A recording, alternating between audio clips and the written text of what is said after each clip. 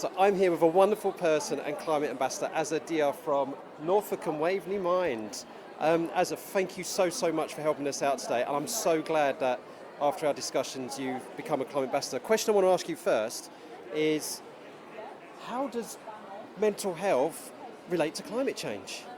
So what's the connection between climate change and mental health? It's a really good question, and maybe one that's not obviously immediately obvious.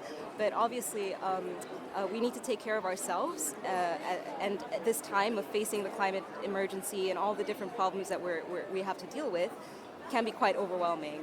And in order to come up with the best responses in a measured way, we need to first of all be grounded in ourselves and be important to realize how our state of mind affects how we approach the problem and offer solutions. But more than anything, this isn't about problems and solutions. It's about taking care of ourselves and being honest about how scary it is to live at this time on the planet at this specific time in history, when all the things that we come to depend upon seem to be crumbling. It can be quite an overwhelming thing to deal with. Yes, totally agree. And one of the questions that you're getting visitors, so this is the adaptation and resilience stall for today, for Saturday. And one of the things I noticed that you're asking people to do is actually think about how they're feeling about the climate emergency. So you've got this wonderful kind of like counterpole where they're thinking about, well, how do they feel? Like they're feeling not too good about it, they're feeling so they're feeling fine. And I can see there are far more counters in the not feeling great about it, some in the so. Only 2 saying fine. I mean, is this a common response? That is absolutely common, and it's also really common for people to be to pause when you're asked a question, because you're not used to being asked, how do you feel about climate change, right? It's more like, and then they go into action points, which is also important, like being able to adapt and be resilient, build resilient systems to address climate change is important, but also building the resilient systems in ourselves, and that begins with being honest. So being asked that question is the opening. How do you feel about it?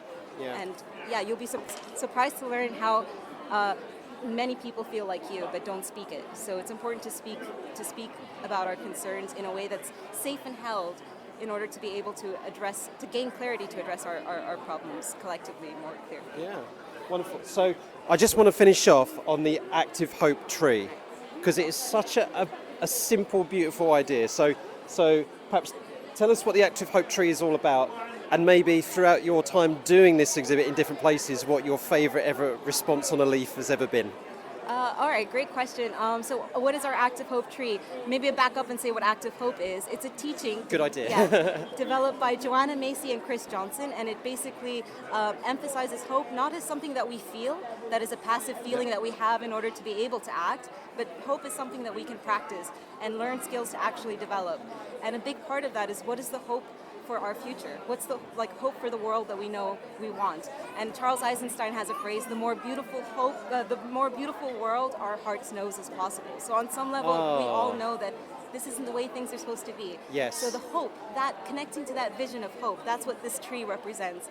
And it's been so nice to see people fill them out. And I think the one that, they all touch me. It's hard to pick one out, but it's more like witnessing the children write down their the things that matter to them and what they hope life will look like in the future. And I think things from like stopping plastic, protecting endangered animals, thriving, happy bees. Happy bees. So it's all these kinds of things that people are very much aware of. Intuitively, I think we all have a connection to that. So it's active hope is like bringing that out more and more actively expressing it. Well, Azza, thank you so much for all the work you do, and also for contributing to the Climate Ambassador Scheme in such a very powerful, unique but necessary way. Thank you so much for having us. Thank you, Kit, for inviting us. And My pleasure.